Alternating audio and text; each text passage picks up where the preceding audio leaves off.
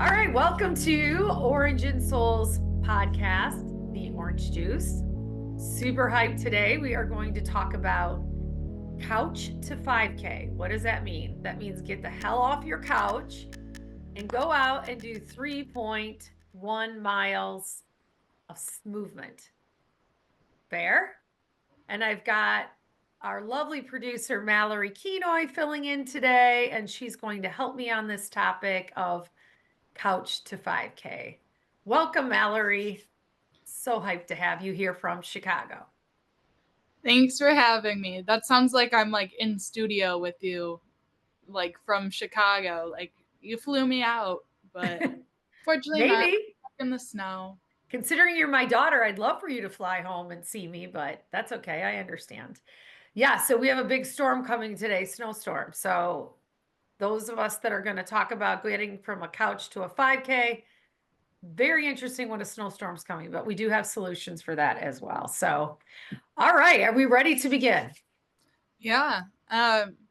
So one of my goals this year was honestly, it wasn't even like run a 5K, run a half marathon or anything. It quite literally was give running a chance because I just hate running. I have a very bad relationship with it. Like many people who did sports growing up, especially if you did sports growing up and were not someone who loved to run as part of your sport.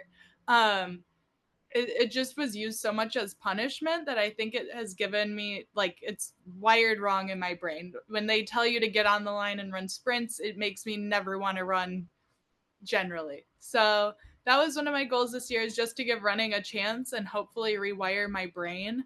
And I know you have a lot more experience with running, so I'm excited to get some advice from you as well. Fun. Okay, so this is my question. Mallory, what age were you when we pushed you and signed you up for a triathlon? I was I was like 10. I feel like I was in like fourth grade or something. And yeah, the story behind that was we signed up at like the beginning of the summer and we're like, oh yeah, like we had a pool, I bike ride a lot. Like we're like, oh, we can train for this. It'll be something fun. Um, we forgot that we signed up, well, that we signed me up, and you still made me go do it.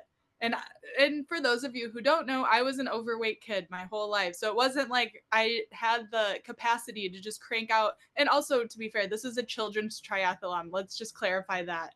You like, I think the run was like a mile. You had to bike like 5 miles, do laps in the pool. Like it wasn't like a full triathlon. But again, for an overweight kid who was not in shape, it was a lot. It was, but this is what I remember about when you were doing it, that you didn't train for it. You had like, this was like, are you kidding me? I'm like, so what? Walk it. So what, the swimming part you do got to watch because you got to be ready for that. And the biking and that type of, the bike was pretty easy, but the running, you're like, I'm not doing it. But I think the big story behind it is that you got up and you did it. And I think sometimes we think we can't go a certain distance because it just sounds so far off. Like, no way. I don't even walk a half a mile or a block. Like, why would I think I can do 3.1 miles? So it's going to be interesting through this conversation today is that we mentally get in our own way. We get our own mental block because we don't like to do something, or we think we can't do it because we're not prepared. But if you just get that out of your head, it's amazing what your body can actually go and get done. So, when Mallory got done with that race, she's super competitive. And I think the competitive nature took over in her, and you killed it, especially that mile. You were just like, you're determined to be done with this, and you were so mad at us that we made you do it. So just out of that spite, you just wanted to be done with it quickly and get the heck out of there. So, um, but anyhow, but I know Mal and I teed this up a few podcasts ago about, getting ready to train for a couch to 5K. We're super hyped. I think we might be doing the Big Ten run in Chicago. So whenever that date comes out, you can look for us at that event. That's what we're striving for. All right. So with that, I'm just going to kind of start jumping into a couch to 5K, Mal, and we can kind of toss it back and forth here. But basically, the whole idea by what they call a couch to 5K is to build your endurance to get up and, basically run that 3.1 miles, but it's not like doing it overnight. Usually the training takes 8 to 10 weeks or longer. And the other thing I want to emphasize is you don't have to run. Even if you just did a 5K walk, that's okay too. Because my mom just did that. She did a 5K walk and she's like, okay, next year I'm going to walk, run it. And then the next time I'm going to. So you can build up to if you even want to run. But part of what I believe when you literally get off a couch to start training, you getting up, you're moving. So walking is a great way to start. And I know, Mel, you've got a big step goal in Chicago, but what's your thoughts on that? I agree. I think there's couch to 5K can be for a lot of different people. Like you're saying, it could be for someone who doesn't really have movement a part of their life, where just getting out and walking the 5K is a really awesome accomplishment. I when I first started getting into exercise, I only walked. I would walk like 3, 4, 5 miles because I hated exercising, hated running, didn't know what else to do, but at least I was moving. So I think it's a really great program if you're just trying to get movement into your life. Um, and then, so I guess I'm a little farther ahead where I'm less of a couch to 5K, but maybe I'm a walk to 5K because, again, as we've talked about a lot, I do walk a ton. Um, However, I just can't get over the mental of like turning that into running. I ran like 1 mile last year and never did it again. So Well, that's the that's where Mallory and I are in different spectrums. I enjoy running. However, I am not one who can run fast, but I can run far. So we're just on different, where Mallory's extremely athletic and could knock out a mile in a great time if she chose to. But one thing I'll say is I haven't run in a while either, and I had a meniscus tear.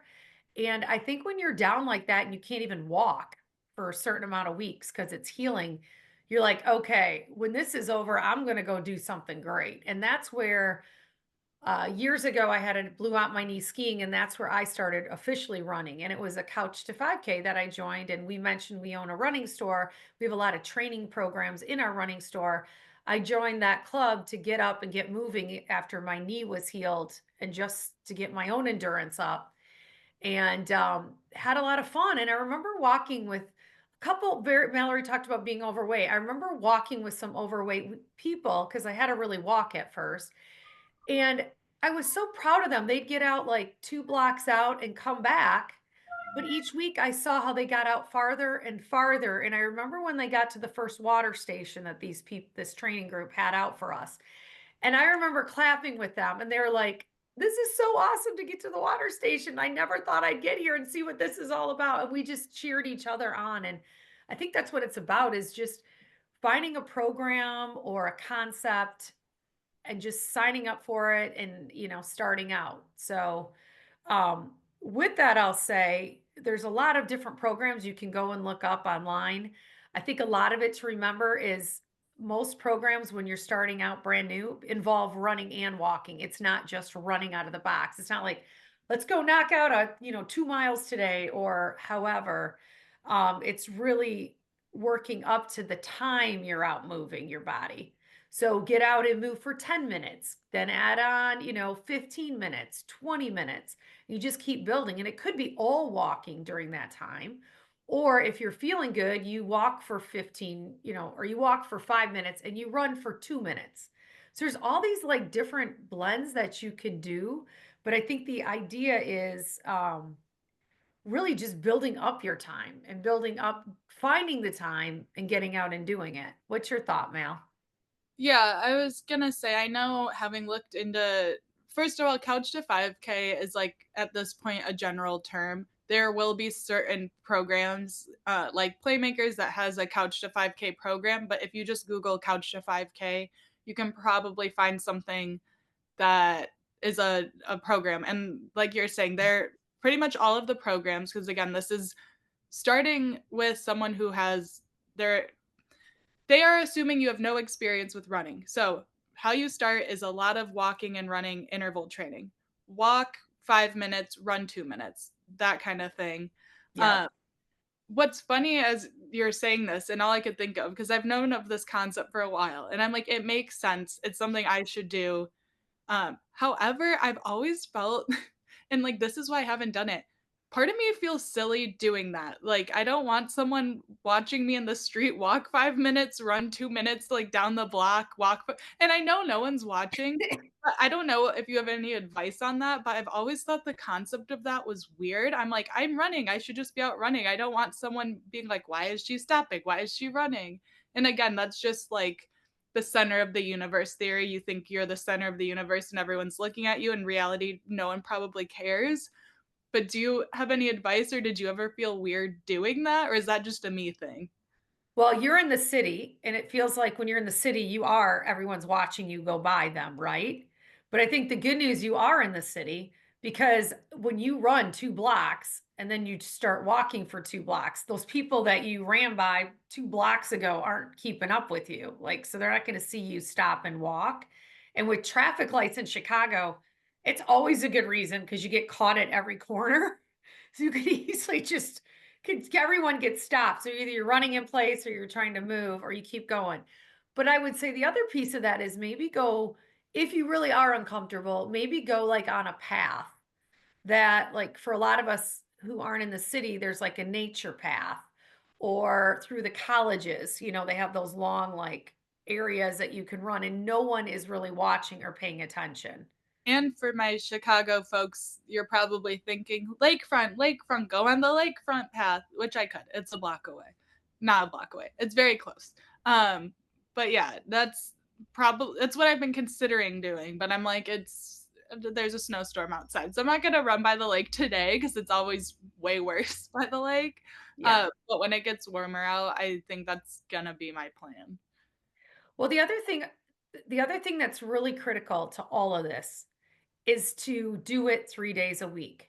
Whether you're having a bad day and today is just going to be a pure walking day, or there's a snowstorm out and I am not running in this because I don't want to slip and fall and snap my ankle, which I will tell you, I've had many people who've done that. At least just keep to the commitment of the 3 days. And that long term is going to make a difference as you go through this training process. Give yourself 3 days a week in at least 6 weeks to feel the difference. Even though, it'll probably be 8 to 10 weeks, but it's it's part of it is just committing to the time.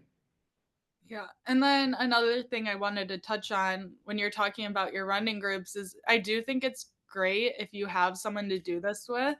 But on the flip side, don't maybe it's not always great to have someone to do it with so you can work at your own pace.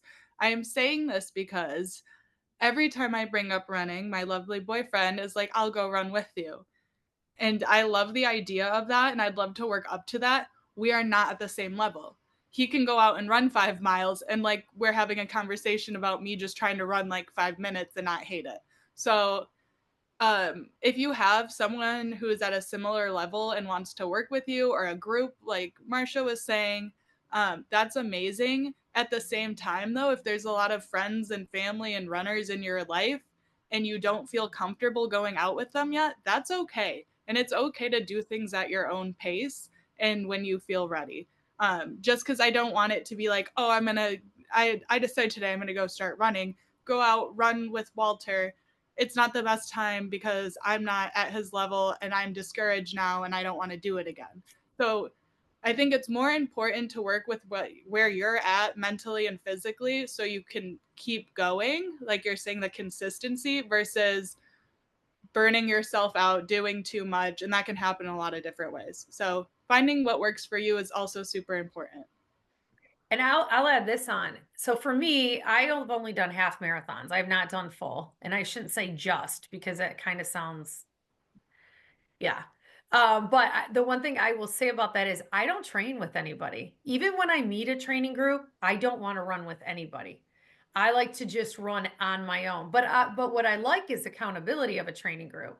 So we all start together at this location on this night at this time. So it was always a Tuesday, Thursday, what they call like well, this is back in my half marathon days, but it would be like your short run is Tuesday, Thursday, or your short walk is Tuesday, Thursday. And then Saturday or Sunday, that's when you extend the time. So maybe you do only 15 minutes on Tuesday, Thursday of walk running. And then on Saturday or Sunday, you do 20 minutes or 30 minutes. And then, you just keep consistent at that and really apply yourself on the weekend or whatever your work schedule is that allows you that longer day to have rest and that type of thing. But yeah, I loved meeting up with people, but I did not say you're the one I'm pacing with because every week I felt different. I can't keep up with this X amount of mile runner person. This week I don't feel good, but guess what? This week I do. And I wouldn't be running with that person. I'd be running with this other. So that's just me, but I also know I have family who have met their best friends from going to a run group and knowing nobody and then finding people that they run with all the time now. And it's like their social club. So I think we've kind of covered. So basically, the structure is 3 days a week. You want to do 20 to 30 minutes starting out. You want to, build up, even if it's 10 minutes, like whatever you're doing, build up, build up. Because if you truly want to run a 5K, usually you do it in no more than 40 minutes or 50, 50 minutes is usually walkers, so 40 minutes. But if you want to, my goal is always 30 minutes running, but it just depends on your ability and what's going on. But the most important thing is be committed to do it 3 times a week, even if it can't be every other day and you're like, shoot, I can only do it Monday, Tuesday, and Saturday this week. Fine, do it Monday, Tuesday, Saturday. But try to commit to 3 days and commit to building up and at least doing 30 minutes as you get there. And ideally, if you can get to 50 minutes, then you can really, it'll be a super easy 5K that day if you actually sign up for a race and do something. Also, I'll add, as you're starting out with any habit, it's hard to fit into our lifestyles. Something that can be beneficial is called habit stacking. So if there's something you already do every day that you can add this to like cue you, that'd be great. So for me, like again, I'm not in the running era yet. However, to prep for it, I have been doing a 15-minute mile walk on the treadmill, which is like, faster walking pace to start getting my cardio up and me ready to run. And I do that at the end of my flexibility training because I know I'm not like cardio tired and I can still do it. So I already have my contortion flexibility training in my schedule, and now I know I want to start adding cardio and running.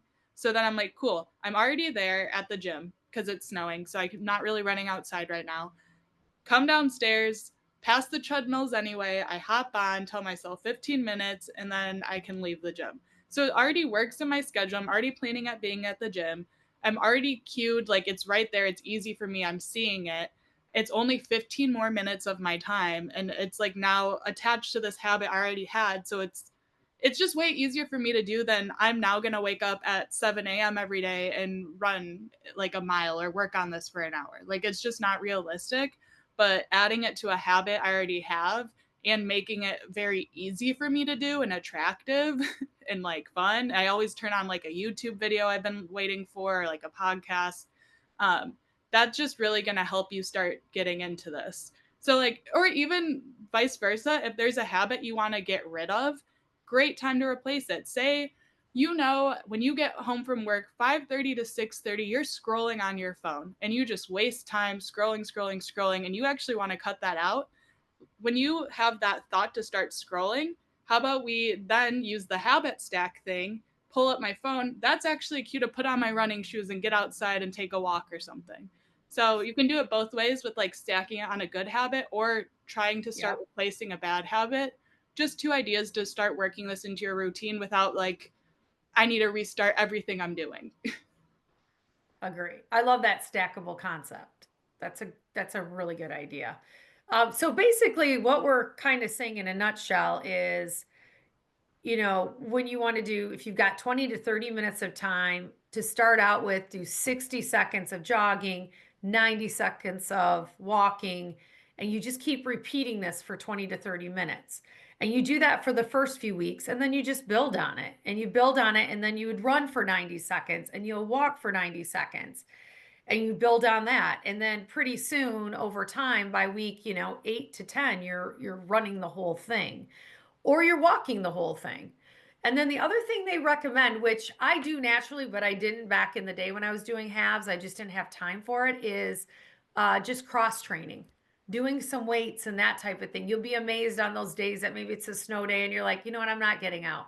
Well, pick up some hand weights, pick up 2 liter bottles of pop or whatever it is you have in your house, jars of pickles, and just start doing some simple weight training or push ups, sit ups in your Mobility place.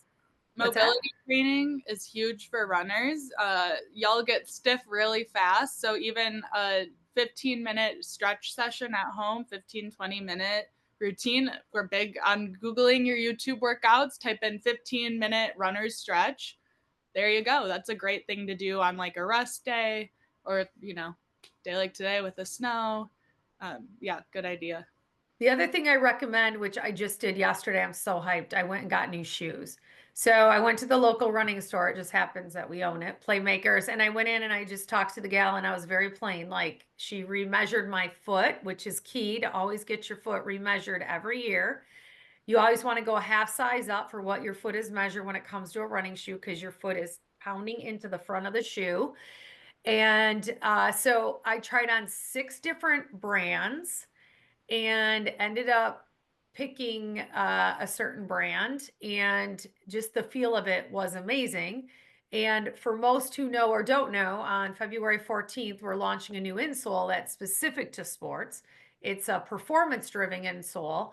And that's the other reason I'm doing this is because I want to come out of the gate leveraging our new product that we've spent a year on developing, and it will definitely help on the performance and injuries and that type of thing when you're a couch to 5K person or someone who's training in a marathon or an Ironman or whatever. So anyway, I highly recommend that. I think there's some fun, even if you get a new top, some new socks. There's just something about those little tweaks that get you out and motivated. But I'm super hyped about my new shoes. I'm like, this is just, and I love the color of them too. And I agree. If you're just starting out on your running walking journey, a good shoe is world of difference. We've talked about it before, but that will help you go longer, prevent injury, prevent soreness. And maybe if you can't afford the best shoe, an insole is another great option to add to shoes you already have to get that extra support, keep you in alignment, keep you injury free. That's So right. yeah, another really important thing when you're starting anything like this, making sure you have the proper equipment so you can go along safely. Well, the other piece of that too is this time of year, if you're in a winter state and it's black ice and that type of thing, for 20 bucks, you can get these tracks that hook onto the bottom of your shoes. Even if you're going out for a walk, it's worth the $20. I had a friend just slide yesterday, snap her ankle in 2 spots, and now her recovery time is going to be anywhere from 8 to 12 weeks, no weight bearing. It's like so it's worth $20 and it's also worth keep moving. We can't just stop because it's wintertime. Our bodies need to, we got to keep going. So it's definitely worth the investment for the $20 track. Yeah, just for your health and even your money, would you rather pay for a broken ankle surgery or spend the $20 to keep yourself safe? Um, Absolutely. Thinking ahead, long term. That's right. So, like Mallory mentioned, there's so many places you can just plug into YouTube and find this. The other thing, the last thing I'll add on to it is I just joined, I think it was $25 this week for Planet Fitness, and simply for their treadmill. So I go in and I do a run walk on their treadmill, and then I get off, I run for 30 minutes or walk, I do a mix, then I get off and I weight lift for 10 or 15 minutes and I'm out of there.